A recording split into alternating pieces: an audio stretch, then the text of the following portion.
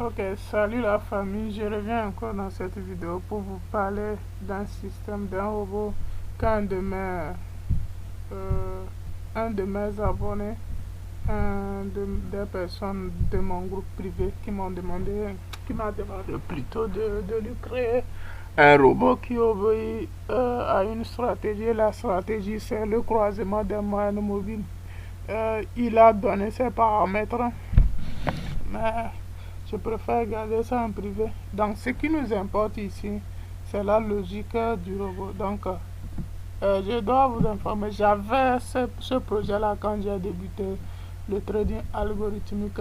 J'avais déjà créé ce genre de robot, Eagle Strength Trader First Scalper, mais je n'arrivais pas à contrôler le fait que quand il y a croisement de la moyenne mobile et que nous avons pris les profits, la condition reste toujours vraie et on continue de prendre les positions jusqu'à ce qu'on nous redonne tout ce qu'on a gagné. Donc je vais vous expliquer ce que je suis en train de dire là directement sur le graphique. Sans plus tarder, je vais vous présenter. On a Big Moving Average Setting. Donc j'ai permis à l'utilisateur de pouvoir définir lui-même la période de la moyenne mobile ainsi que la méthode de calcul exponentielle simple ou bien tout ce que vous connaissez. Donc il y a la petite moyenne mobile, ça, parce que c'est deux moyennes mobiles qui seront croisées et vous avez la possibilité de définir votre période et votre méthode de calcul. Ensuite, on a le risque reward maintenant, le nombre de trades que vous voulez ouvrir, la taille du stop loss et la taille du TP. Donc pour cet exemple, je vais essayer de mettre la taille du stop loss au même niveau que la taille du TP. Vous allez voir de quoi je suis en train de dire. Ça fait 5000, 5000. Et le trailing stop, la troisième option, il a demandé également le trailing stop. Dans le trailing stop, je vais décider aller avec le trailing stop ou pas. Cette fois-ci, je ne vais pas utiliser le trailing stop. On va démarrer notre backtesting rapidement parce qu'on a que 10 minutes sur la vidéo là. Donc on soit un peu rapide. Donc restez à l'écoute si vous êtes. J'ai dit je ne veux plus créer des robots, mais ceux qui ont des stratégies veulent qu'on va leur automatiser. Ils peuvent me voir. Donc ici, vous voyez que ici on a la moyenne mobile 300 qui est en dessous de la moyenne mobile 200. Ça veut dire que nous sommes dans un cas de bail et vous voyez sur le graphique qu'on a un bail en arrière-plan du graphique et sur crash 500 index. Donc nous sommes en bail et le robot, comme j'ai mis dans les inputs ici, de nombre de trades 2, comme dans les inputs c'est précisé nombre de trades 2, il a pris 2 trades. On a le moyenne mobile 200 et 300. Donc c'est pourquoi vous avez vu des trades ici. Donc maintenant on a la taille du stop loss ici et la taille du TP, la taille du stop loss là et la taille du TP ici. Donc nous allons voir ce que ça va donner. Donc nous allons voir ce que ça va donner par la suite.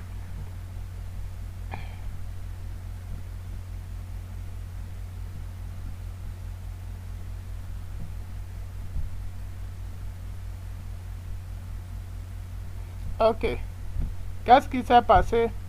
Donc on a eu maintenant la moyenne mobile 300 qui allait en dessous de la moyenne mobile 200. La moyenne mobile 200. Donc ça veut dire qu'on est dans celle maintenant. Et vous voyez dans l'arrière-plan, quand vous regardez l'arrière-plan, le fond d'écran a changé de couleur noire et on a un cell qui est écrit ici. Donc nous sommes en cell, la moyenne mobile, la grande moyenne mobile est au-dessus de la petite moyenne mobile maintenant. Donc on a coupé automatiquement la position de bas et on a pris un cell. J'espère que les gens ont vu ça.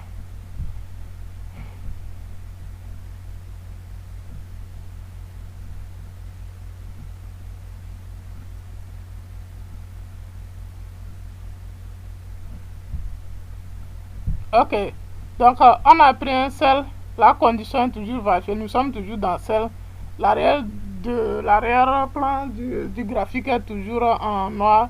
Donc on a pris un seul qui a touché notre stop loss. Et qu'est-ce que vous remarquez? On a repris immédiatement un seul. Pourquoi? Parce que quand nous regardons, la moyenne mobile 300 est toujours au-dessus de la moyenne mobile 200. Donc nous sommes toujours dans celle. Donc on reprend immédiatement notre sel. C'est ce qui n'est pas bon. Vous allez voir, même si on avait fait des profits, je vais activer, vous allez. C'est ce que je n'arrivais pas à contrôler. C'est pourquoi je n'avais pas partagé ce robot à ma communauté. Mais grâce à ces personnes, j'ai pu contrôler ce système. Voilà. On a encore tapé stop loss. Et comme la moyenne mobile 300 est toujours au-dessus de la moyenne mobile 200, on a pris encore un seul. Donc nous sommes en train de faire des pertes bêtes. Normalement, on devrait dire, dès que je prends une position de sell et que je clôture, la prochaine trade doit être un buy. Quand je prends un buy, le prochain trade doit être un sell. Vous voyez, donc il n'y avait pas ce contrôleur là. C'est pourquoi vous avez ça. Perte. Parce que la moyenne mobile descend toujours en dessous de la moyenne mobile 300.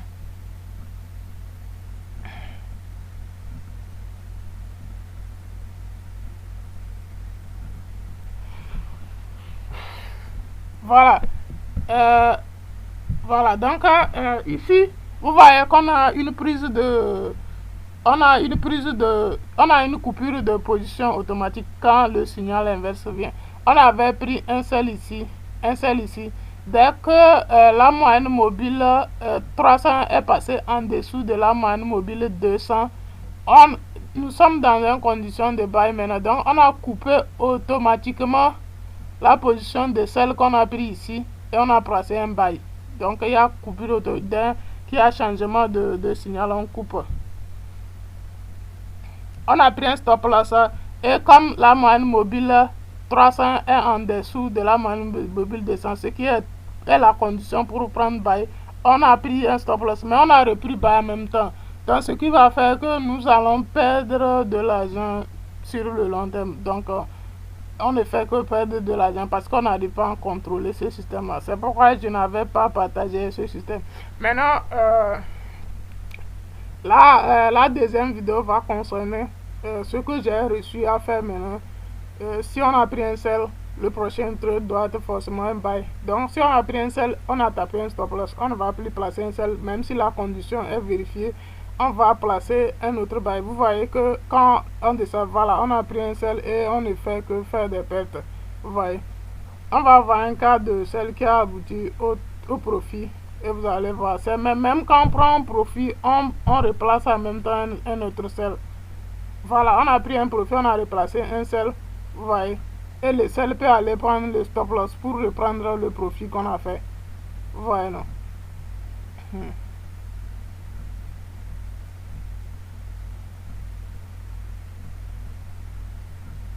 Ok, ici on a pris encore un profit et on prend en même temps un sell, ce qui n'est pas tellement bon, ce qui n'est pas bon.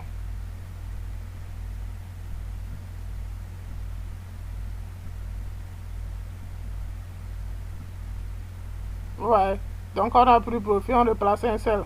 Ouais, c'est pas bon.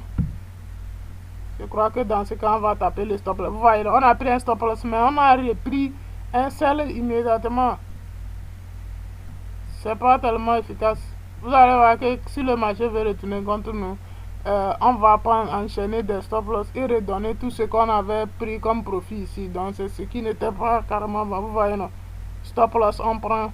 S'il repart, encore stop loss, on redonne. Donc ce n'était pas tellement bon. Vous voyez, non?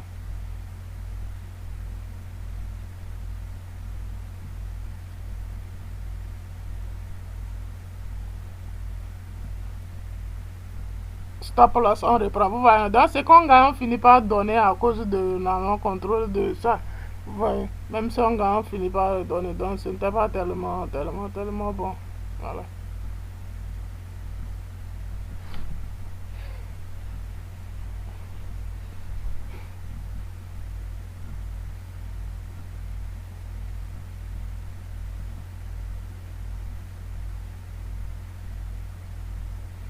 Bon, je crois que c'est bon. Ok, on va voir que si le robot résonne comme ça, on ne serait pas profitable. Donc, c'est pourquoi je n'avais pas présenté ce robot. Maintenant, on va voir qu'est-ce que la nouvelle version va nous donner. Donc, je retourne ici. La nouvelle version maintenant s'appelle Moving Average Crossover version. Vous voyez. Donc, ici, nous allons backtester celui-ci. Donc, c'est lui ici. Voilà. Donc, on va lui tester et vous verrez la différence. Maintenant, on garde chacun ses paramétrages dans nombre de traits, donc on s'en fout de ça. Maintenant, on va mettre ici la taille du stop loss, comme on l'avait mis avant. 500, 5000, 50 000. Ici, on va prendre comme lot, le mini lot 2. Le TP est également l'équivalent de 50 000, ce qui fait 5 $. Et on va pas utiliser le trailing stop ici aussi. Et nous allons changer la période de la moyenne mobile. La grande moyenne mobile, j'avais pris 300. La petite moyenne mobile, j'ai pris 200. Et méthode, c'est exponentielle. Moi, j'ai l'habitude d'utiliser. Et maintenant, on lance le testeur.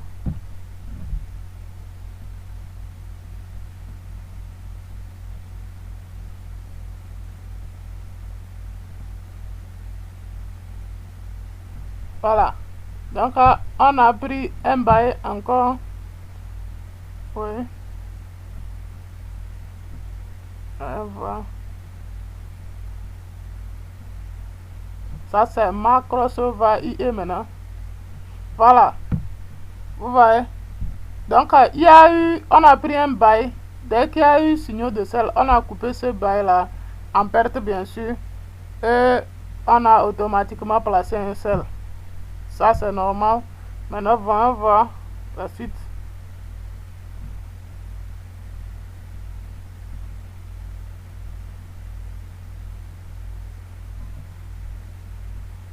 Voilà. Vous voyez. Maintenant, pour le sel, le sol est allé, ça n'a pas abouti au TP. Et on a pris notre stop loss. Mais on a pris placer de sel. Malgré que la condition, la moyenne mobile 300 est...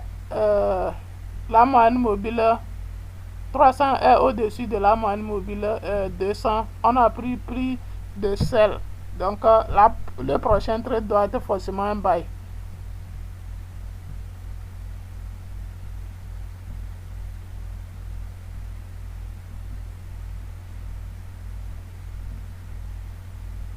Donc, la vidéo est faite pour montrer à la personne qui a recommandé le système pour voir si tout ce qu'il a demandé est inclus dedans.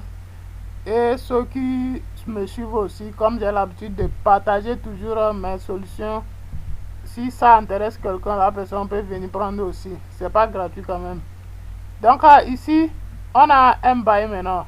Donc on avait pris un seul qui a attrapé stop loss. On a pris plus de positions. Maintenant on a eu un buy. On a pris le buy là.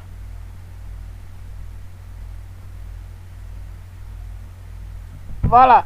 Le buy là a tapé également notre stop loss. Donc on a pris plus de buy. Donc prochain trader, ça serait forcément un sell. Voilà.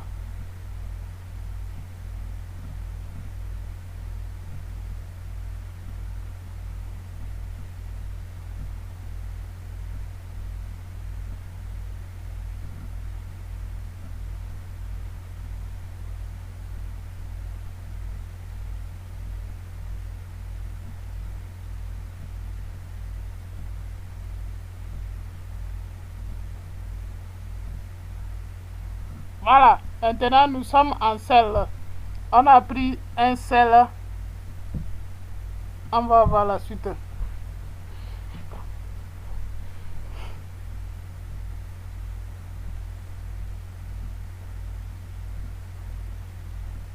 Voilà, le sel là a tapé notre TP, mais on a pris de sel, on n'a plus pris de position. On s'est arrêté à ce sel là, c'est fini.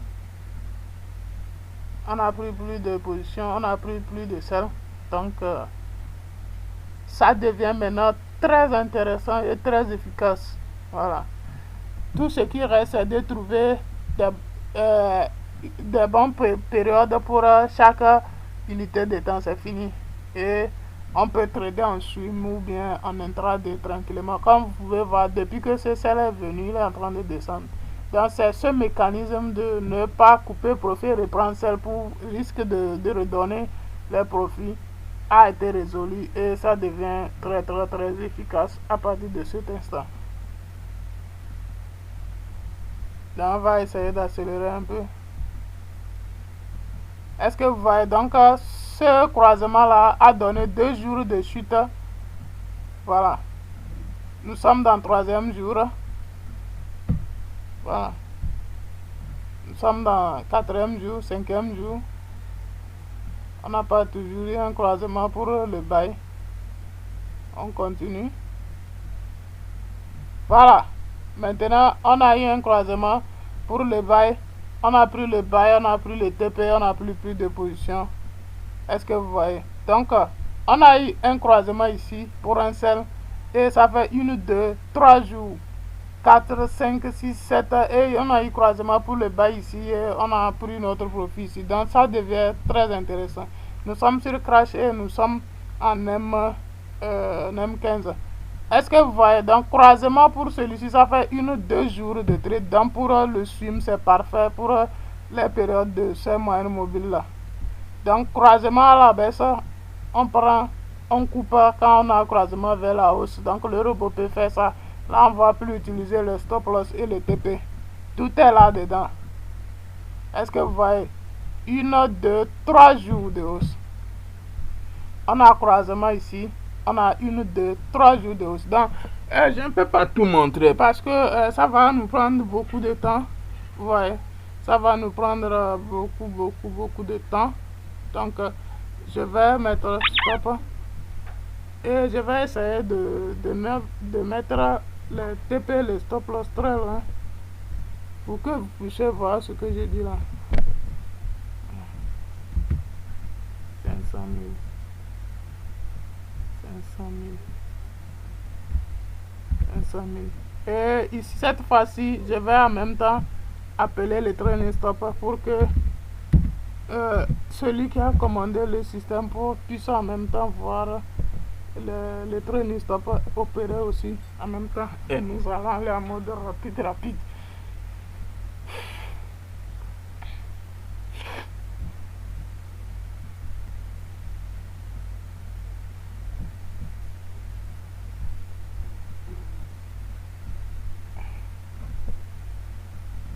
Voilà, on a pris le croisement qui a duré 3 jours. Et vous voyez, on continue. Pour ceux qui veulent le suivre.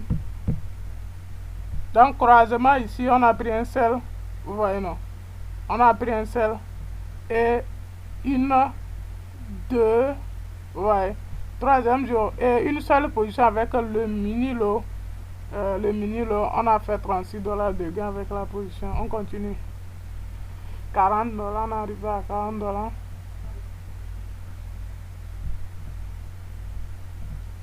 Oui.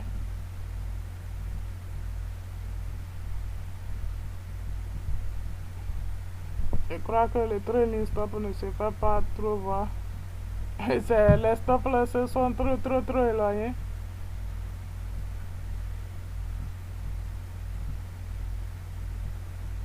Ok. Vous voyez donc, on a pris une position de celle ici. Dès qu'il y a eu croisement vers la hausse, on a coupé.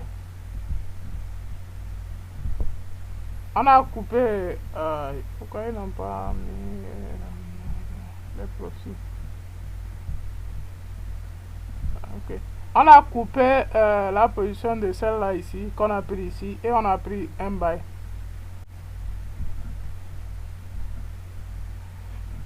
On poursuit avec notre position de...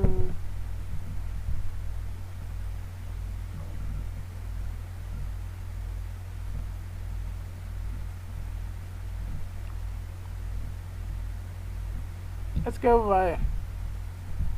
Donc, on a pris un sel ici, qu'on a coupé ici. Et maintenant, on a pris un bail qui a donné son 15 $ de profit. Vous voyez, non?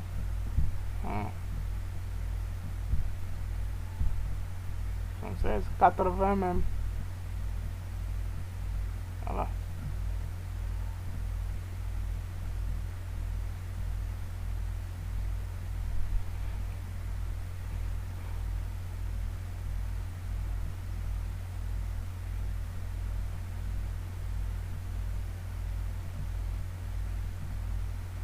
Voilà. Donc, on a pris le bail ici. Dès qu'il y a croisement pour le sel, on a coupé le sel et on a pris le bail. Encore une fois, je pense que tout les choses, il reste maintenant à voir le trailing stop. Le stop loss qu'on avait mis était trop éloigné.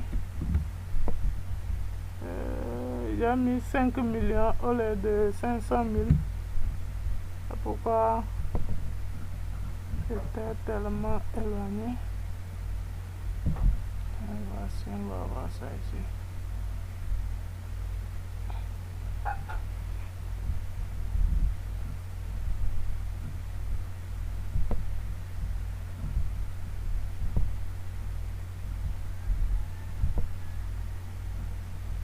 Voilà, est-ce que vous voyez le stop loss bouger?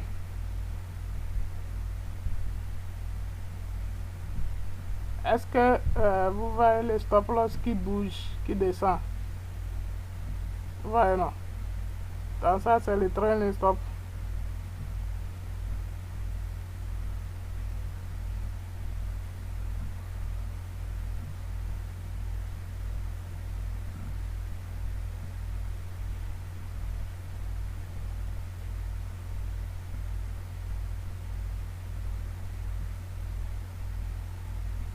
Voilà. On a maintenant notre bail. Est-ce que vous regardez le trailing stop, les stop loss qui bougent?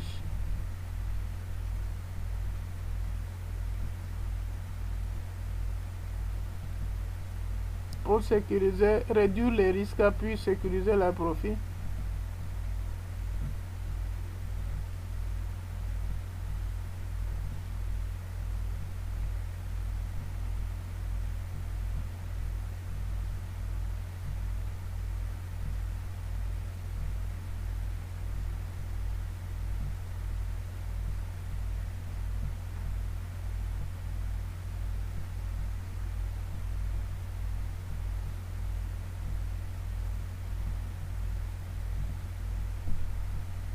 Voilà.